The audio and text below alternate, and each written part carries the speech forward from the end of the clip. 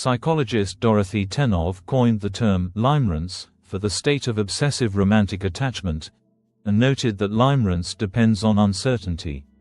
The more clearly a person is seen, the harder limerence is to sustain. Jung said something structurally identical 50 years earlier, using different words. What dissolves the feeling is not time, it is the withdrawal of projection.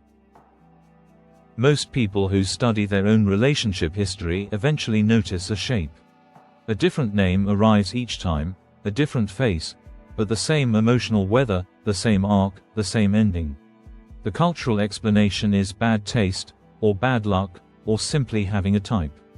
Carl Jung's explanation is older, stranger, and considerably more useful than either of those. Jung proposed that every human psyche carries an internalized image of the opposite, not a fantasy, not a chosen ideal, but a structural feature of the unconscious itself. In men, Jung called this figure the anima. In women, he called it the animus. These are not metaphors. Jung treated them as autonomous psychological entities, figures with their own logic, their own history, and their own agenda. The anima and animus are not consciously chosen. They form early, before language fully arrives, before a child has the tools to examine what is being assembled. A boy's earliest sustained experience of the feminine, most often his mother, or the emotional atmosphere she creates, begins to build an interior template. A girl's earliest encounter with the masculine begins building its own. These templates are not photographs. They are more like charged silhouettes, not precise enough to be accurate, but specific enough to recognize. The word, recognize, is the key word here. When a person meets someone who matches even a fragment of the inner image, the response feels like recognition rather than discovery. That is the phenomenology of projection. The psyche does not experience, I am projecting an inner figure onto this person. The psyche experiences, I know this person. I have always known this person. Where have you been? This is what makes the anima and animus distinct from the shadow, the subject of the first video on this channel. The shadow projects disowned traits and surfaces as irritation, as moral disapproval, as inexplicable dislike. Anima and animus project through desire, through idealization, through the specific quality of feeling that attaches to certain people and not to others. The shadow is encountered as, I don't like you. The anima and animus are encountered as, you are everything. Both are projections. The emotional register could not be more different. Jung described the anima as passing through 4 broad developmental stages, named after 4 archetypal feminine figures.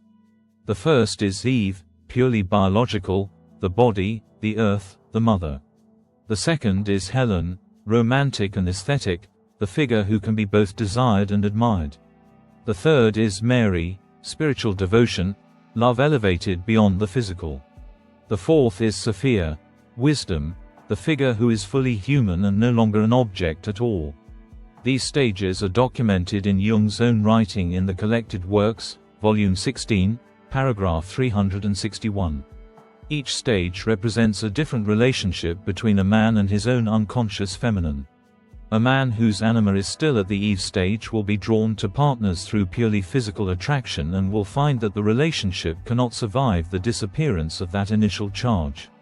A man at the Helen stage can sustain romantic attachment but will still be relating primarily to his projection, not to the person. The fourth stage, Sophia, is rarely reached, and requires the projection to have been recognized and withdrawn. The animus stages in women follow a parallel logic. The first stage is the man of pure physical power, strength, dominance, the figure of raw masculinity. The second is the man of romantic action and achievement. The third is the bearer of meaning, the teacher, the preacher, the man who speaks with authority. The fourth stage is Hermes, the guide, the integrated spirit, a figure that is no longer external at all, but has become an aspect of the woman's own psyche.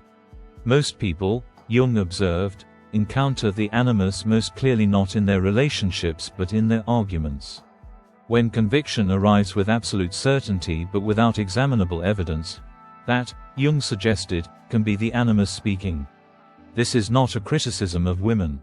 It is a structural observation about what happens when an unconscious figure gains a voice before it has been made conscious.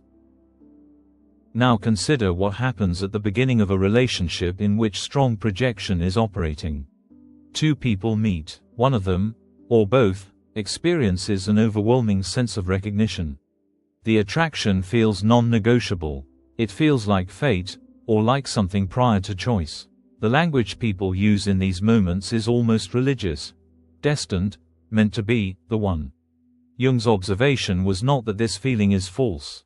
The feeling is entirely real. What it accurately reports is the intensity of the projection, the degree to which the inner image has found an external match.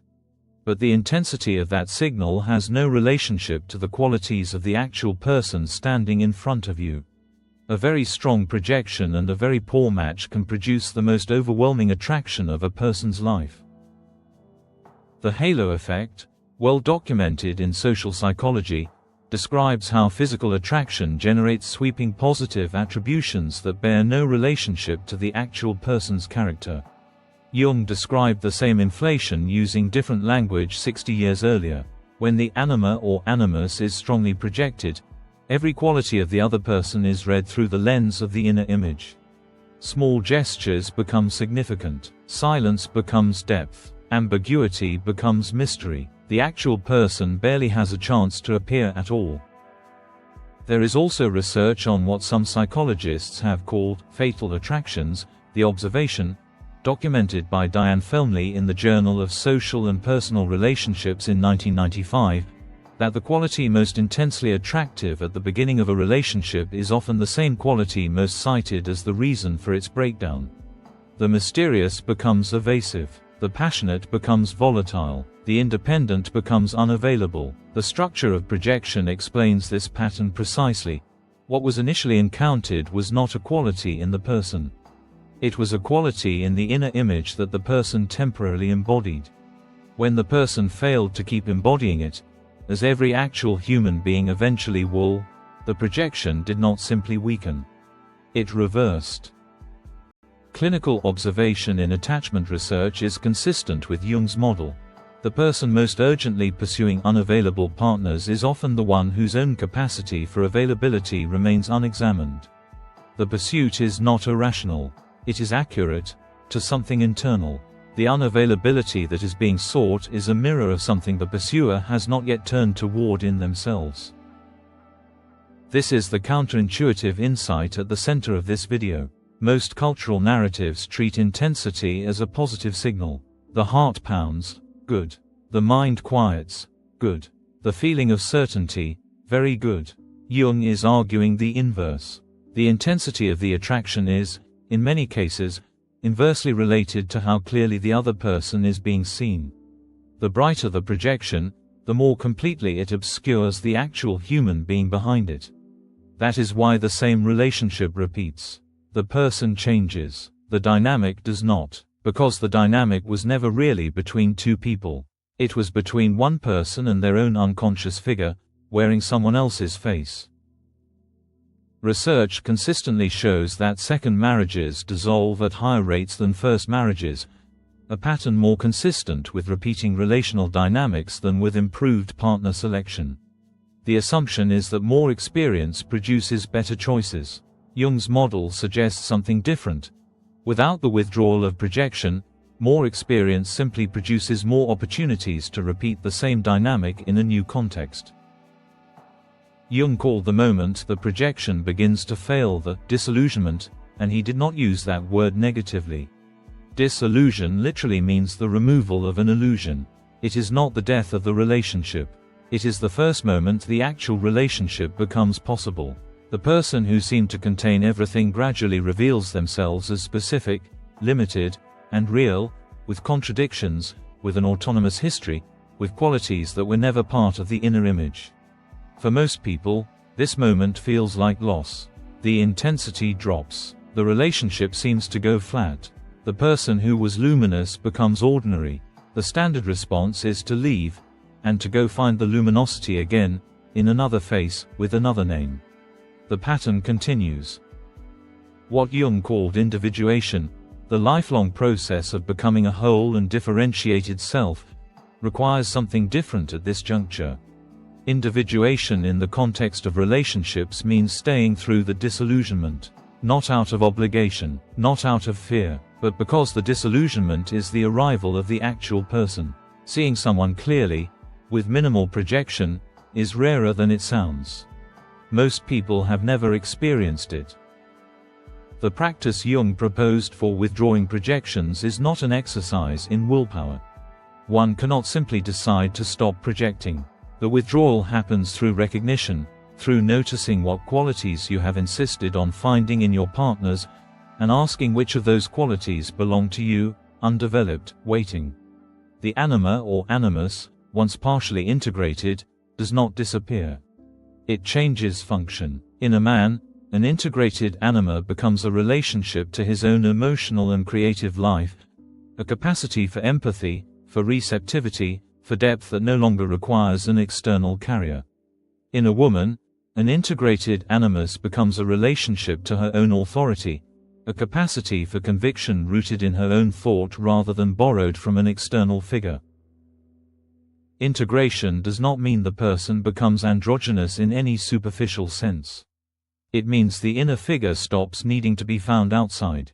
The compulsion to project weakens, not because the psyche has been disciplined into submission, but because the inner figure has been acknowledged and given its proper place. There is a practical consequence to all of this that is almost never discussed in popular treatments of Jungian psychology.